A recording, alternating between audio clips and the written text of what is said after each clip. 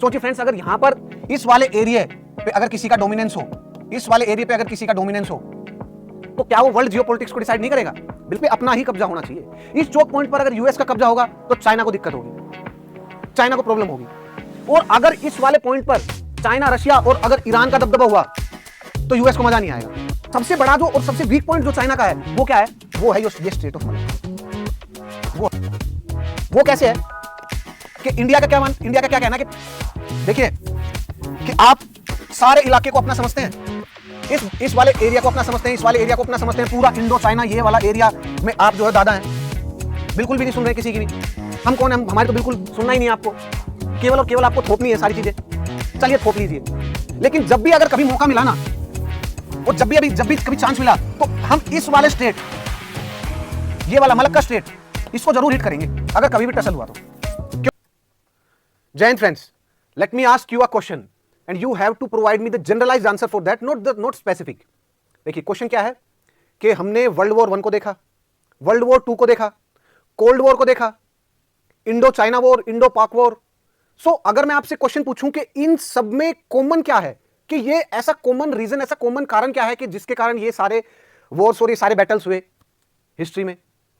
So friends, इनका जो common जो कारण है, जनरलाइज कारण हम बोल सकते हैं, वो है interest, the protection of the interest. हर देश, हर कंट्री अपना अपना इंटरेस्ट के प्रोटेक्शन के लिए जो है वो पूरी बाजी लगा देता है, पूरा स्ट्रगल करता है, पूरा संघर्ष करता है।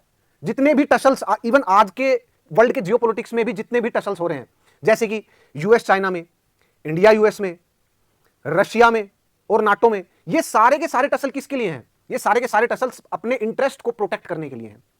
सो आज के इस सेशन में हम ऐसे ही कुछ चौक पॉइंट्स देखेंगे वर्ल्ड के, जहां पर विभिन्न कंट्रीज जो हैं वो अपने इंटरेस्ट को प्रोटेक्ट करने के लिए स्ट्रगल कर रहे हैं, फाइट कर रहे हैं। सो ऐसे कौन कौन से मेजर चौक पॉइंट्स हैं, कुछ ही चौक पॉइंट्स को देखेंगे। कौन कौन सी मेजर जो हैं वो कंट्रीज उन चौक पॉइंट्स पर इन्वॉल्व हैं, उनके क्या क्या इंटरेस्ट हैं, ये सब जानने की कोशिश करेंगे इस सेशन में। चलिए फ्रेंड्स आगे चलते हैं। देखिए कुछ मेजर जो चौक पॉइंट्स जिनके बारे में हम डिस्कस करेंगे वो हैं, first the strait of Hormuz, this one is first. The second is strait of Malacca, this is second. And the third one is here Bosphorus and the Darjeeling strait, this is the third one. So हम इन 3 major चौक points को जानने की कोशिश करेंगे, समझने की कोशिश करेंगे कि यहां पर कौन कौन सी मेजर जो है वो पावर्स इन्वॉल्व हैं, उनके बीच में क्या क्या इंटरेस्ट इन्वॉल्व हैं, जिसके कारण ये सब टसल्स हैं। चलिए फ्रेंड्स आगे चलते हैं। देखिए जो फर्स्ट जो इंपॉर्टेंट जो चौक पॉइंट है वो है स्ट्रेट ऑफ हॉर्मुज। देखिए स्ट्रेट ऑफ हॉर्मुज कहां पर है फ्रेंड्स? अगर हम वर्ल्ड मैप में देखते हैं तो मैंने आपको दिखाया कि स्ट्रेट ऑफ हॉर्मुज यहां पर है, मिडल ईस्ट के रीजन में स्ट्रेट ऑफ हॉर्मुज है यहां पर। और इसके आसपास जो बॉर्डरिंग कंट्रीज हैं जो इस टसल में इन्वॉल्व हैं, वैसे तो इस वाले टसल में ऑलमोस्ट सभी कंट्रीज को लगा सकते हैं, लेकिन इसमें जो मेजर जो इन्वॉल्व हैं वो कंट्री कौन से हैं? Iran, Saudi Arabia, Iraq, UAE, और वर्ल्ड जो पावर है यूएसए, चाइना, रशिया, ये सब तो हैं ही, ये सब तो फ्रेंड्स हैं ही। देखिए अब इस टसल को जानने की कोशिश करते हैं। देखिए 1950 के बाद ही, 1950s के बाद में ही, अगर कोई एक ऐसी चीज को देखा जाए या फिर एक ऐसी चीज को पकड़ा जाए कि यार उसको, उस पे अगर किसी कंट्री का डोमिनेंस है, उस पे किसी कंट्री का अगर कंट्रोल है, तो वो वर्ल्ड की इकोनॉमी को डिसाइड करेगा, और वर्ल्ड की इकोनॉमी को डिसाइड करेगा वो वर्ल्ड की सत्ता को भी डिसाइड करेगा। सो ऐसी एक चीज क्या है 1950s के बाद ही, वो है एनर्जी से रिलेटेड ऑयल, क्रूड ऑयल। और energy is equals to economy, और इकोनॉमी का मतलब क्या है?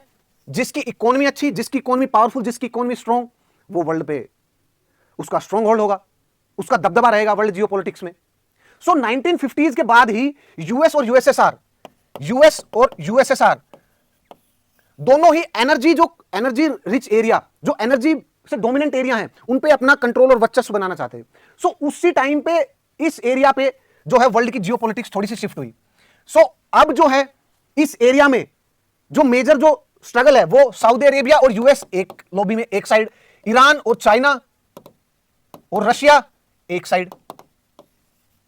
और ये इस वाले पॉइंट पर, इस वाले स्ट्रेट ऑफ हॉर्मुज पे, ये एक टसलिंग पॉइंट है इन दो ग्रुपिंग्स के बीच में। वैसे और भी मेजर पावर्स इन्वॉल्व हैं, बट ये दो जो मेजर ग्रुप है, ये स्टेट ऑफ हॉर्मुज पे टर्निंग पॉइंट है। देखिए ये वाला जो स्टेट है ये क्यों इतना क्रिटिकल है, देखिए यहां पर 64.5% of OPEC reserves are in the Middle East. इसका मतलब कि जो ओपेक ऑयल प्रोड्यूसिंग जो नेशन है जिसमें प्रूवन ऑयल रिजर्व्स हैं, उसका लगभग 64.5% तो यहीं पे है ओपेक का। इतने ज्यादा ऑयल रिजर्व्स हैं यहां पर। और इस वाले स्टेट से daily nearly 22 million barrel per day of the crude oil pass होता है यहां से। सोचिए फ्रेंड्स, अगर यहां पर इस वाले एरिया पे अगर किसी का डोमिनेंस हो, इस वाले एरिया पे अगर किसी का डोमिनेंस हो, तो क्या वो वर्ल्ड जियोपॉलिटिक्स को डिसाइड नहीं करेगा? बिल्कुल करेगा। और आज के दिन तो अगर एनर्जी सिक्योरिटी एक दिन के लिए भी अनसर्टेन हो तो कितनी प्रॉब्लम हो जाएगी, पूरे वर्ल्ड को प्रॉब्लम हो जाएगी, सारी इंडस्ट्रीज रुक जाएंगी, ट्रांसपोर्टेशन, कम्युनिकेशन सब कुछ रुक जाएगा अगर एनर्जी सिक्योरिटी थ्रेटन हुई किसी भी दिन, किसी भी देश की एक दिन के लिए। सो ये सोचिए यहां पर ये वाला पॉइंट जो है स्टेट ऑफ हॉर्मुज कितना क्रिटिकल है, कितना इंपॉर्टेंट है। और यहां पर टसल्स किस किस की है? इन दो ग्रुपिंग्स में। क्यों? क्योंकि पूरे वर्ल्ड के जो क्रूड ऑयल का जो ट्रेड है वो ये पॉइंट डिसाइड करेगा। अब देखिए फ्रेंड्स, चाइना का लगभग 40% ऑफ ऑयल इंपोर्ट इस रीजन के थ्रू ही होता है। ऐसे ही इंडिया का लगभग 60% ऑयल जो इंपोर्ट है वो भी इसी रीजन के थ्रू आता है। सो ये रीजन तो वैसे ही एक हॉटस्पॉट है वर्ल्ड जियोपॉलिटिक्स का। देखिए आगे, और ईरान और यूएस के बीच में यहां पर रिलेशंस हॉस्टाइल हैं। वो हमने गल्फ वॉर के टाइम भी देखा कि गल्फ वॉर के टाइम कैसे यहां पर इस स्ट्रेट ऑफ हॉर्मुज में रिलेशंस जो हैं वो थोड़े बिगड़ गए थे, और उसके जस्ट बाद और उस इनफैक्ट उसी दौरान क्रूड ऑयल के प्राइसेस कितने ज्यादा हाई चले गए थे, पूरे वर्ल्ड को उसका प्रेशर झेलना पड़ा था। ये इतना ज्यादा स्ट्रेटेजिक पॉइंट है, ये इतना ज्यादा ये स्ट्रेटेजिक पॉइंट है फ्रेंड्स। और यहां पर बिकॉज ये इसकी इंपॉर्टेंस को यूएस समझता है, इसकी इंपॉर्टेंस को, इसलिए बहरीन में यहां पर यूएस की 5th फ्लीट है। इसलिए यूएस की बहरीन में यहां पर 5th फ्लीट है। ये देखिए 5th फ्लीट परमानेंटली स्टेशन कर रखी है यूएस ने यहां पर, कि ये वाला चौक पॉइंट हाथ से नहीं जाना चाहिए, इस पे अपना ही कब्जा होना चाहिए। इस चौक पॉइंट पर अगर यूएस का कब्जा होगा तो चाइना को दिक्कत होगी, चाइना को प्रॉब्लम होगी। और अगर इस वाले पॉइंट पर चाइना, रशिया और अगर ईरान का दबदबा हुआ तो यूएस को मजा नहीं आएगा, तो यूएस को प्रॉब्लम होगी। सो ये एक बहुत ज्यादा क्रिटिकल और स्ट्रेटेजिक पॉइंट है स्ट्रेट ऑफ हॉर्मुज। चलिए फ्रेंड्स आगे चलते हैं। ये देखिए अब जो दूसरा है वो है स्ट्रेट ऑफ मलक्का, वो है स्ट्रेट ऑफ मलक्का जो कि यहां पर, ये देखिए ये है स्ट्रेट ऑफ मलक्का। अब ये स्ट्रेट ऑफ मलक्का क्या करता है, अंडमान सी और ये जो साउथ चाइना सी है इसको कनेक्ट करता है। ये है स्ट्रेट ऑफ मलक्का। अब इस स्ट्रेट ऑफ मलक्का में जो दो मेजर पावर जो इन्वॉल्व हैं वो है चाइना और इंडिया। अब देखिए ये जो स्ट्रेट ऑफ मलक्का है ये इतना ज्यादा स्ट्रेटेजिक क्यों बना? देखिए इसका जो पॉइंट है वो है कि चाइना 1980s के बाद, जब से चाइना इकोनॉमिकली ग्रो करना स्टार्ट हुआ 1980s के बाद 1990 और 2000 तक, ने चाइना में बहुत ज्यादा ग्रो किया इकोनॉमिकली। अब उसके पास पैसे आने लगे, वो मिलिट्री भी पावरफुल होने लगा, और जैसे ही वो इकोनॉमिकली और मिलिटरीली पावरफुल होने लगा वो अपने आप को एसर्ट करने लग गया। कहां पर एसर्ट करने लग गया? इस साउथ चाइना सी में एसर्ट करने लगा। कि ये एसर्ट करने का जो मेन जो वो है कि कैसे वो अपने आप को एसर्ट कर रहा है कि ये साउथ चाइना सी का चाइना का मानना है कि ये पूरा जो इलाका है वो चाइना का ही है, ये जो पूरा इलाका है वो चाइना का है, और यहां पर जितने भी फिशिंग राइट है, इकोनॉमिक राइट है, वो सारे के सारे चाइना के हैं। ये 9 डैश लाइन के थ्रू चाइना ने बोला कि ये 9 डैश लाइन के थ्रू चाइना ने बोला कि ये इलाका पूरा का पूरा मेरा। आज फिर ठीक है, फिर ये सारी कंट्री कहां जाएंगे? वियतनाम, फिलीपींस, ये सारी कंट्री, इनका कुछ नहीं है क्या? बिल्कुल है। लेकिन चाइना ने, बिकॉज वो थोड़ा सा पावरफुल हो गया, इकोनॉमिकली स्ट्रॉन्ग हो गया, तो छोटों के दबाओ, जो छोटे जो कंट्री हैं उनको सप्रेस करो। सो इसलिए यहां पर चाइना से पेन पॉइंट तो इन कंट्रीज को होगा ही। ऐसे ही उसने इंडिया के साथ, देखिए चाइना ने 1962 के वॉर में इंडिया का ये एक्साई चीन का इलाका अपने कब्जे में कर लिया।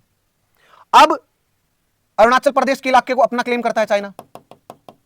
आपने Doklam dispute, Pangong lake dispute, ये सब तो देखी है कि चाइना कैसे अब बहुत ज्यादा असर्टिव होकर अपने land boundaries, in fact shifting border strategy के तहत कैसे दूसरे कंट्रीज के बॉर्डर्स को एनक्रोच करता है, उसकी सोवरेनिटी को, संप्रभुता को एनक्रोच करता है।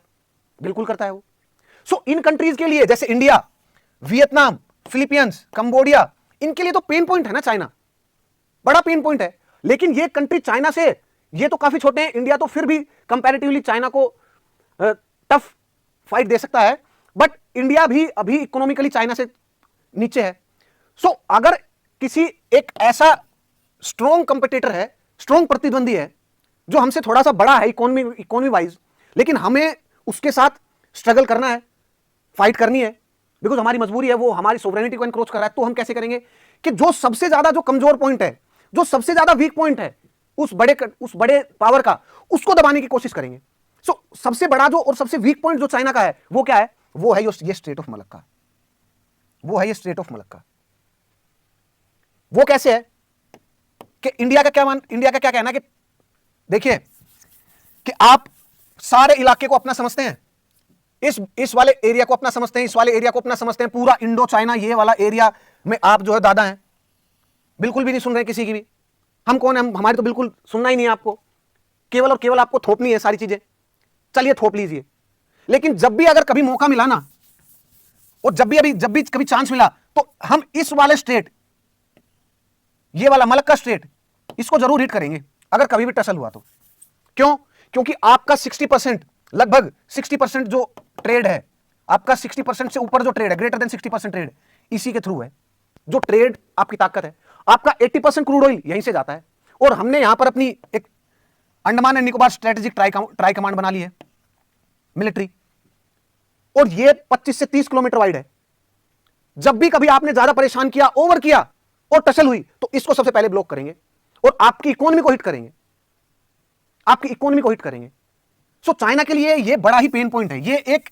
सो अब क्यों? क्योंकि दो वर्ल्ड की मेजर पावर इसमें इन्वॉल्व हैं, तो ये एक चोक पॉइंट बन गया, वर्ल्ड का चोक पॉइंट, ये strait of Malacca. Now it's a choke point of world. So ये दूसरा चोक पॉइंट है मेरे डियर फ्रेंड्स। अब तीसरे पे चलते हैं। देखिए तीसरा है ये ब्लैक सी पे दार्जिनल एंड बोस्फोरस स्टेट। देखिए ये फ्रेंड्स, ये रशिया का मैप है, ये आप इसके रहा हूं, ये रशिया है। सो फ्रेंड, रशिया का जो अभी एक जो सबसे बड़ा पेन पॉइंट है ना, वो क्या है कि रशिया के पास ओपन जो वार्म वाटर पोर्ट है ना, उसकी कमी है। रशिया के पास पोर्ट तो बहुत है, यहां पर है, यहां पर, यहां पर, यहां पर, यहां, लेकिन रशिया के पास जो वार्म वाटर है ना, वार्म वाटर पोर्ट कि जो 12 मंथ्स तक ओपन रहे, 12 मंथ्स खुला रहे, वहां से इकोनॉमिक एक्टिविटीज हो, ट्रेड हो, वो नहीं है। सो रशिया के पास सिर्फ एक क्रीमिया में सेवास्तोपोल पोर्ट है, जिसके थ्रू वो ब्लैक सी से होते हुए, बोस्फोरस और दार्जिनल स्टेट से होते हुए यहां मेडिटेरेनियन सी से आएगा, और उसके बाद अटलांटिक ओशन में आ सकता है, और यहां से स्वेज कैनाल से होते हुए, रेड सी से होते हुए ये इंडियन ओशन में एंटर कर सकता है।